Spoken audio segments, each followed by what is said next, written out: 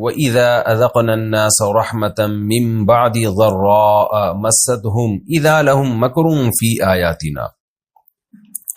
فرمایا کہ ہم جب لوگوں کو رحمت کا مزہ چکھاتے ہیں، من بعد ضراء مصیبت کے بعد، کوئی پریشانی آئی، کوئی ٹینشن آئی، اسے ختم کر کے اللہ نے کوئی انعام کر دیا، تو ہوتا کیا ہے، اذا لہم مکر فی آیاتنا، وہ ہماری آیات اور ہماری نشانیوں میں مکر و فریب شروع کر دیتے ہیں۔ یعنی یہ بھی اللہ کی ایک نشانی تھی نا کہ مصیبت کے وقت آپ اللہ کو پکار رہے تھے، اور جب اللہ نے اس مصیبت کو آپ سے دور کر دیا، خوشی دے دی، تو پھر اس کی آپ نے فاسد تعویلات شروع کر دی۔ یہ ہے مکر فی الآیات، اللہ کی نشانیوں میں مکر و فریب سے کام لینا، ڈیڑھ ہوشیاری دکھانا شروع کر دینا۔ یہ کام کافر کرتا ہے، یہ کام منافق کرتا ہے، یہ گناہگار کرتا ہے کہ مصیبت کے بعد جب رحمت ملی ہے تو بجائے اس کے کہ اللہ کا شکر ادا کرے، شکر ادا کرنے کے بجائے وہ نیچر پہ ڈال دیتا ہے۔ یہ جیسے قرآن میں ایک اور مقام پر آتا ہے نا کہ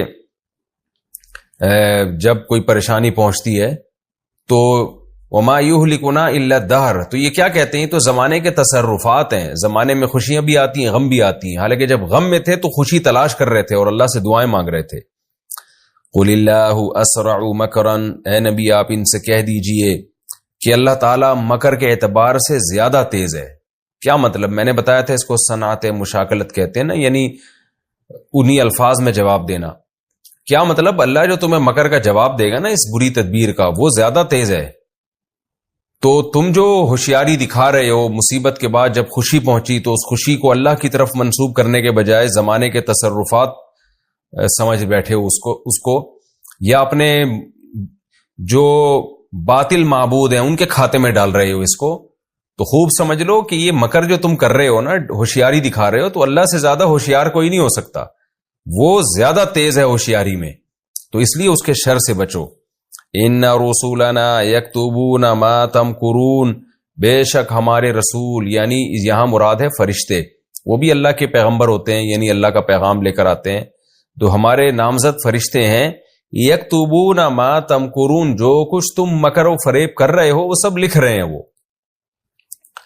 هو الذی یسیرکم فی البر والبحر، اسی مضمون کو اللہ نے ایک اور انداز سے بیان کیا۔ اللہ وہ ذات ہے یسیرکم فی البر والبحر، جو تمہیں چلاتا ہے خشکی میں بھی اور سمندروں میں بھی۔ آپ کہہ سکتے ہیں بھئی اللہ کہاں چلاتے ہیں، ہم تو گاڑی میں چل کے جاتے ہیں۔ تو دیکھیں قرآن کے مزاج کو سمجھیں، وہ کام جو ہم خود کرتے ہیں اللہ ان کی نسبت بھی اپنی طرف کرتا ہے، کیونکہ وہ وسائل پیدا اللہ نے کیے ہیں۔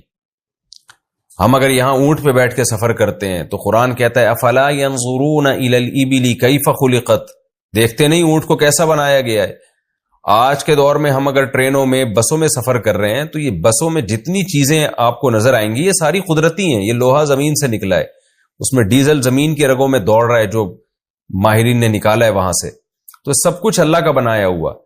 اسی طرح قرآن مجید یہ بھی کہتا ہے کہ ہم نے زمین میں راستے پیدا کر دیے ہیں، ٹریولنگ کو آسان کر دیا۔ اللہ زمین کو ایسا بنا سکتے تھے کہ ایسے پہاڑ ہوتے کہ ان میں راستوں کا کاٹنا اور بننا ممکن ہی نہ ہوتا، تو یہ بھی نہیں ہے۔ وَسَلَكَ لَكُمْ فِيهَا سُبُلًا، قرآن کہتے ہیں اس نے ایسے راستے بنا دیے۔ ہم حیران ہوتے ہیں جب پہاڑی علاقوں میں جاتے ہیں تو پہاڑوں کے کنارے پر نا روڈ بنے ہوئے ہیں۔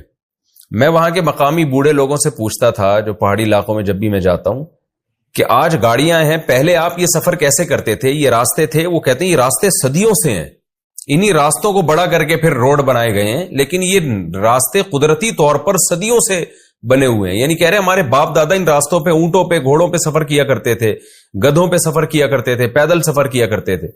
پیدل کے بھی الگ راستے بنے ہوئے ہیں، سواریوں کے بھی۔ یہ قدرتی طور پر اللہ نے ایسا نظام بنایا ہے کہ زمین کو ہمارے لیے مسخر کر دیا تاکہ انسان پوری زمین سے فائدہ اٹھا سکے۔ تو اسی لیے جب زمین میں چلنے کی نسبت آتی ہے کہ زمین میں ہم چلتے ہیں تو وہ اللہ اپنی طرف نسبت کرتا ہے کہ تم نہیں چلتے، اللہ تمہیں چلاتا ہے۔ یہ وسائل اللہ نے پیدا کیے۔ اسی طرح سمندر کو اللہ نے مسخر کیا، قرآن میں یہ مضمون بھی بہت جگہ پر ہے کہ وہ تمہیں سمندروں میں چلاتا ہے۔ وہاں بھی اشکال ہوتا ہے بھائی سمندر میں بحری جہاز تو ہم خود چلاتے ہیں، کشتیوں کو ہم خود چپو کے ذریعے چلاتے ہیں ہم، لیکن اللہ اپنی طرف نسبت کیوں کرتا ہے؟ دیکھیں پانی کا کام ہے کسی چیز کو ڈبو دینا، لیکن اللہ نے پانی میں ایک ایسا سسٹم رکھا ہوا ہے کہ خاص تناسب کے ساتھ جب اس پہ وزن ڈالا جائے تو پانی ڈبونے کے بجائے اس کو اوپر اٹھا لیتا ہے، اپنی پشت پہ چلاتا ہے اس کو. تو یہ خاصیت بھی اللہ نے پانی کے اندر پیدا کی ہے. تو اس لیے اللہ قرآن میں کہتا ہے هو الذی، اللہ وہ ذات ہے، یسیرکم، جو تمہیں چلاتا ہے، فی البر، خشکی میں بھی، والبحر، اور سمندروں میں بھی، حتی اذا کنتم فی الفلک، سمندر میں کتنے مزے سے انسان سفر کرتا ہے، خشکی میں کتنے مزے سے انسان سفر کرتا ہے، پورے راستے اللہ کا نام لینے کی توفیق نہیں ملتی، نہ سمندر میں نہ خشکی میں. لیکن قرآن کہہ رہے جب کوئی مصیبت آتی ہے تو تمہاری حالت کیا ہوتی ہے. اس نقشے کو قرآن نے بیان کیا. حتی اذا کنتم فی الفلک، یہاں تک کہ جب تم کشتی میں ہوتے ہو. یہاں کشتی سے کشتی بھی مراد ہے، سمندری جہاز بھی، ہر وہ چیز جس پہ بیٹھ کے انسان سمندر میں سفر کرتا ہے. وَجَرَيْنَ بِهِمْ، اور یہ کشتیاں ان کو لے کے چلتی ہیں، بِرِيحٍ طَيِّبَةٍ، مرغوب ہواؤں کے ساتھ. طیب مرغوب چیز کو بھی کہتے ہیں نا، مرغوب ہوائیں. مرغوب ہوائیں کسے کہتے ہیں؟ کہ آپ نے جس سمت میں سفر کرنا ہے ہوا بھی اسی سمت میں چل رہی ہو. آج تو بڑے بڑے سمندری جہاز ہے نا، وہ انجن لگا ہوتا ہے، وہ مخالف ہواؤں کی طرف بھی لے جاتے ہیں، اس میں بھی زور لگتا ہے. لیکن یہ کہ خوشی اسی وقت ہوتی ہے سمندری مسافر کو کہ جس طرف اس نے جانا ہے ہوا کا رخ بھی اسی طرف ہو. اس سے کشتی میں زور کم لگتا ہے، کشتی کو چلانا آسان ہوتا ہے. آپ بلکہ پہلے تو ایسا ہوتا تھا کہ وہ بادبانی کشتیوں میں صرف وہ تھوڑا سا رخ چینج کرتے تھے، اس کو کسی اینگل سے ہوا کے لحاظ سے اس کا جو ایک خاص اینگل بناتے تھے، اور بغیر زور لگائے کشتی آٹومیٹیکلی چلنا شروع ہوتی تھی. تو قرآن کہتا ہے وَجَرَيْنَ بِهِمْ بِرِيحٍ طَيِّبَةٍ، اور وہ کشتیاں ان کو لے کے چلتی ہیں مرغوب ہواؤں کے ساتھ. وَفَرِحُوا بِهَا، اور وہ اس پہ اترا رہے ہوتے ہیں، خوش ہو رہے ہوتے ہیں. سمندر کی ٹریولنگ ہزاروں سال سے انسان کر رہا ہے، اس سے تجارت صدیوں سے، ہزاروں سال سے انسان کر رہا ہے. تو قرآن کہتا ہے یہ بڑے خوش ہو جاتے ہیں. اچانک کیا ہوتا ہے؟ جاءتها ریح عاصف، آ جاتی ہے ایسی ہوا جو مخالف سمت میں والی ہو. اور عاصف تیز ہوا، خطرہ ہوتا ہے کہ اب ایک تو سمت مخالف ہو گئی، کشتی کے الٹنے کا خطرہ. وجاءہم الموج من کل مکان، موج جو سمندر کی لہریں ہیں وہ ہر طرف سے اٹھنا شروع ہو جاتی ہیں. بڑی بڑی لہروں نے چاروں طرف سے ان کو گھیر دیا ہوتا ہے. وَظَنُّوا أَنَّهُمْ أُحِيطَ بِهِمْ، اور انہیں یقین ہو چلا ہوتا ہے کہ احیط بہم، ان کا احاطہ کر لیا گیا. یہ لفظ یہ محاورے کے طور پہ استعمال ہوتا ہے، یعنی اب یہ برباد ہونے والے ہیں، بھاگ کے جانے کا راستہ اب ان کے پاس ہے نہیں. ظاہر ہے سمندر میں جب چاروں طرف سے لہریں گھیر لیں گی، آپ کہاں اسٹے کرو گے؟ آپ خشکی میں تو انسان کہیں نہ کہیں گاڑی سے اتر جاتا ہے، کہیں بھی بیٹھ جائے گا، سمندر میں کہاں جائے گا؟ تو قرآن کہتا ہے جب اس مصیبت میں یہ ہوتے ہیں اور ان کو پتہ ہے کہ اب کوئی مدد کے لیے نہیں آ سکتا، دعوا اللہ، تو یہ اللہ کو پکارتے ہیں. حالانکہ اب تک یہ اللہ کے وجود کا انکار کرتے رہے، اور جو اللہ کے وجود کے قائل تھے وہ اللہ کے ساتھ اپنے بتوں کو اور دوسرے معبودوں کو پکارتے رہے. لیکن اللہ کیا کہتا ہے؟ اب یہ کیا کرتے ہیں؟ دعوا اللہ، یہ اللہ کو پکارتے ہیں، مخلصین لہ الدین، دین یعنی عبادت کو اس کے لیے خاص کرتے ہوئے. یہاں عبادت سے مراد ہے دعا، پکار، یعنی پکار کو اللہ کے لیے خاص کرتے ہوئے. پھر یہ نہیں کہتے کہ یا غوث آدم، یا رسول اللہ مدد، یا علی مدد، یا فلاں مدد، یہ نعرے نہیں لگاتے. پھر یہ خالصتاً اللہ کو، ان کو پتہ ہے اللہ کے سوا کوئی مدد نہیں کر سکتا. اور کیا کہہ رہے ہوتے ہیں؟ لئن انجیتنا، اے اللہ اگر تو نے ہمیں نجات دے دی، من ہذہ، اس مصیبت سے، لنکونن من الشاکرین، ہم ضرور بھی ضرور ہو جائیں گے شکر گزاروں میں سے. یعنی آئندہ تیری مان کے زندگی گزاریں گے، اور اس ماننے میں یہ بھی ہے کہ صرف تجھی کو مانیں گے. ان تیرے ساتھ ہم نے جن معبودوں کو شریک کیا ہوا ہے ان سے ہم برات کا اعلان کر دیں گے. کیونکہ شکر کا سب سے پہلا درجہ یہ ہے کہ جس نے نعمت دی ہو مانا جائے کہ صرف اسی نے نعمت دی ہے، اس کے ساتھ کسی کو شریک نہ کیا جائے. قرآن کہتا ہے فلما انجاہم، پس جب اللہ ان کو نجات دے دیتا ہے، اذا ہم، میں نے بار بار عرض کیا اذا ہم اچانک کے معنی میں، اذا ہم اچانک یہ لوگ، یبغون فی الارض، زمین میں بغاوت کرنا شروع کر دیتے ہیں، بغیر الحق، ناحق. اس وقت تو ایسے ہاتھ جوڑ جوڑ کے اللہ سے توبہ استغفار کر رہے تھے، گڑ گڑا رہے تھے اللہ کے سامنے، جیسے ان سے زیادہ نیک دنیا میں کوئی ہے ہی نہیں، اور اللہ سے منتیں مان رہے تھے، اللہ ہم برائیوں سے بچیں گے، ہم تیرے شکر گزار بندے بن کے زندگی گزاریں گے۔ لیکن کیا ہوتا ہے، ہم نے جب نجات دے دی تو بھول جاتے ہیں، وہ سمجھتے ہیں تو نیچرل ہے، کبھی طوفان سمندر میں آتے ہیں، کبھی تھم بھی جاتے ہیں۔ یبغون فی الارض بغیر الحق، ناحق زمین میں فساد مچانا شروع کر دیتے ہیں۔ یا ایھا الناس، اے لوگو، انما بغیکم علی انفسکم، یہ جو تم بغاوت کر رہے ہو یہ تمہارے خلاف جا رہی ہے۔ تم یہ نہ خوش ہو جاؤ کہ دیکھو ہم نے معاذ اللہ اللہ کو بیوقوف بنا دیا، ہم نے اس وقت اللہ سے دعا مانگی تھی کہ ہمیں نجات دے دے تو ہم شکر گزار بن جائیں گے، اور اللہ نے نجات دے دی تو ہم تو نہیں بن رہے شکر گزار، ہم تو اپنی منمانی زندگی گزار رہے ہیں، تو تم سمجھ رہے ہو کہ تم نے معاذ اللہ کو دھوکہ دے دیا۔ نا قرآن کہہ رہے یا ایھا الناس، اے لوگو، انما بغیکم علی انفسکم، یہ جو تمہاری بغاوت ہے نا یہ تمہارے خلاف جا رہی ہے۔ متاع الحیات الدنیا، دنیاوی زندگی کا تھوڑا سا سامان ہے جو تم انجوائے کر رہے ہو، 10 15 20 سال کی اور زندگی مل جائے گی، اور غل غپاڑوں میں گزار دو اس کو، اور تم کیا کر سکتے ہو اس سے زیادہ۔ ثم الینا مرجعکم، لیکن پھر یاد رکھو تم نے آنا ہمارے پاس ہے، لوٹنا تمہارا ہماری طرف ہے۔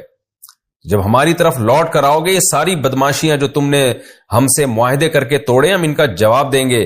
فَنُنَبِّئُكُمْ، پھر ہم تمہیں خبر دیں گے، بِمَا كُنْتُمْ تَعْمَلُونَ، تمہارے اس عمل کی جو تم کیا کرتے تھے۔ اب چونکہ یہ دنیا ہے نا جو انسان کو بغاوت پہ اکساتی ہے، اللہ سے کیے ہوئے معاہدوں کو توڑواتی ہے۔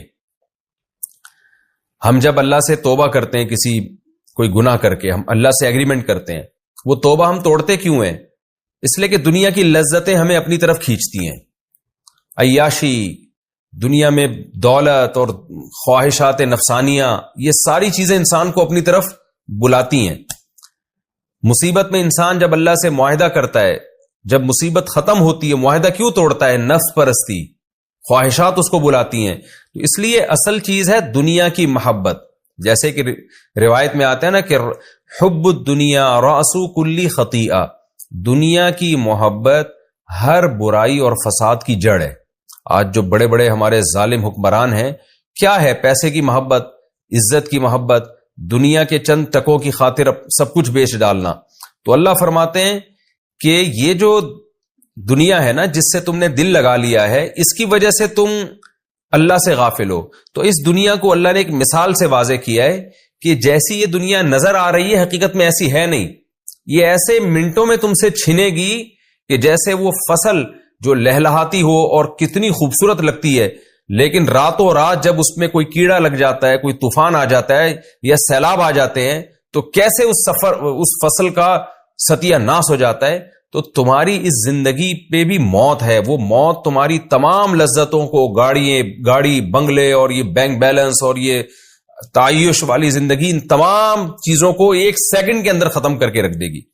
اس بات کو اللہ نے مثال سے سمجھایا، انما مثل الحیات الدنیا، بے شک دنیاوی زندگی کی مثال، کما ان انزلناہ، اس پانی کی طرح ہے جو ہم نے آسمان سے اتارا، من السماء، آسمان سے، فاختلط به نبات الارض، پھر زمین کے نباتات اس پانی کے ساتھ مل گئے، مما یاکل الناس، وہ نباتات جن سے لوگ بھی کھاتے ہیں، والانعام، اور چوپائے بھی کھاتے ہیں، حتی اذا اخذت الارض، یہاں تک کہ زمین نے پکڑ لیا، زخرفہا، اپنی زینت کو، خوب لہلہاتے باغات تیار ہو گئے، انار کے، انگور کے، خوبصورت باغات تیار ہو گئے یا خوبصورت فصلیں تیار ہو گئیں، وظن اہلھا، اور اب زمین والوں نے یہ سمجھا، انہم قادرون علیہا، کہ ہمیں اب اس فصل پر قدرت ہو گئی ہے، کل صبح ہم اٹھیں گے اور اس کی کھیتی کاٹ کے لائف کو انجوائے کریں گے۔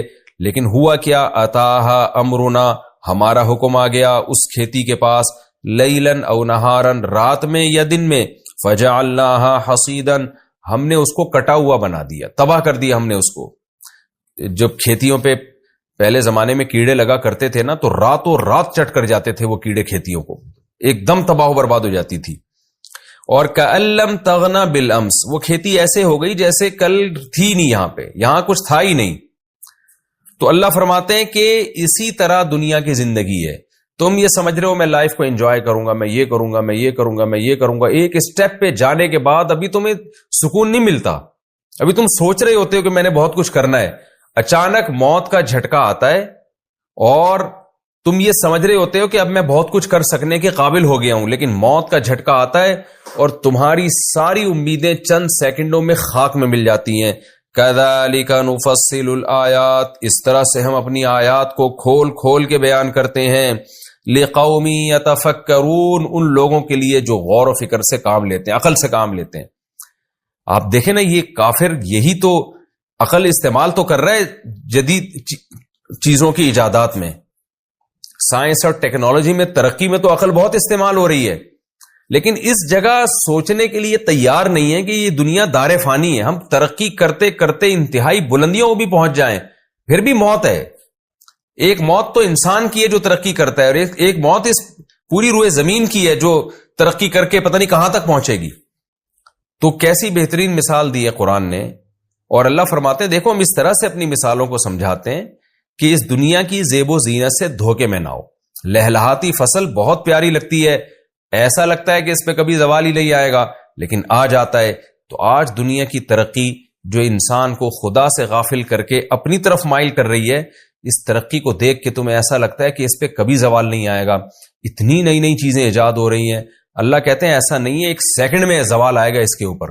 اور سب سے بڑی بات یہ، اس ترقی سے لطف اندوز ہونے والا جو انسان ہے اس پر کتنی جلدی زوال آ جاتا ہے، چند سیکنڈوں کے اندر اس کی کیا حیثیت ہو جاتی ہے۔ تو اس چیز کو سوچنا چاہیے اور دنیا سے دل نہیں لگانا چاہیے، اللہ سے کیے ہوئے معاہدوں کو پورا کرنا چاہیے۔